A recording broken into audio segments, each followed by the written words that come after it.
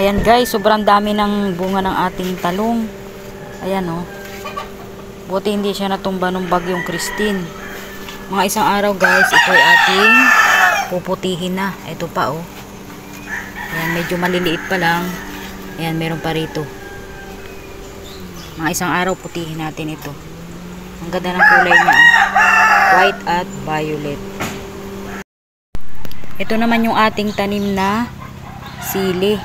Ang tawag kasi dito guys, ayan oh, hitik na hitik sa bunga at talagang hinog na siya. Pwede na natin putihin itong mga red na ito. Ayan guys oh. Sobrang dami niyang bunga sa ilalim ng puno. Ito, pulang-pula na siya. Ito. Tingnan nyo guys, ang ganda ng kulay ng sili niya. Ito naman kamatis natin, ayan guys oh, nabaluktot siya. Gawa ng bagyong Christine. Kaya ang ginawa natin, tinukuran na lang natin dito ng kawayan. Ayan oh, at may bunga na nga siya. Sayang naman kung mapuputo lang yung sanga ng kamatis. Kaya ang ginawa natin, tinukuran na lang natin siya ng kawayan. Ito oh, may bunga na po siya.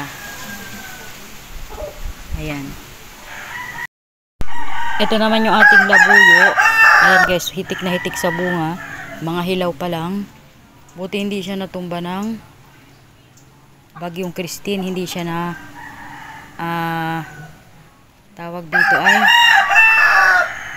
hindi siya natumba ang puno. Kasi medyo ayan, medyo mataas siya at medyo makapal ang dahon. Ayan po yung ating siling labuyo. Sobrang dami po ng bunga. Hitik na hitik po ang bunga niya no. Green na green. Hindi pa lang po hinog. Ayan o, hanggang sa ibabaw. Andun may bulaklak pa po siya. Ang dami niyang bulaklak. Ayan. Ito naman lara natin. Nabaliktad po ito. Tingnan niyo naman, medyo lanta yung kanyang dahon. At saka itong isang ito. Ayan, medyo na ano siya ng bagyo. Kaya medyo nalanta po yung kanyang mga dahon. Pero, okay pa naman siya. Sana hindi mamatay ang puno. Sayang naman at sobrang kapal ng ano niya, dahon at saka may mga bulaklak pa din siya. Ayan oh. Ayan ito guys oh, nilinisan na natin yung ating okrahan. Ayan oh, ang dami ko na po nakuha ditong okra. Ayan oh, meron pa po doon sa tatlong puno sa dulo. Tsaka meron pa po dito sa taas. Ang dami po nitong, ayan, inalis ko yung mga tuyong dahon at nang bumunga ng maganda.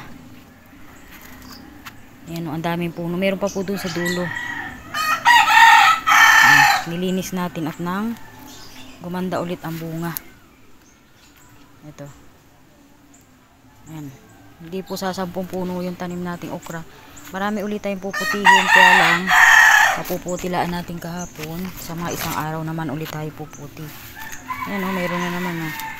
Ayan, may nakabaluktot. Ito pa o. Meron pa rin sa dulo. Ayan, meron tayong pampalan. Ito yung pinakamalaki. Saka na natin yung kukunin pang natuyo na. Ipapalan ulit natin yan sa mga susunod pong araw. Ito, ang dami nating puputihin sa isang araw na okra. Ang daming bunga.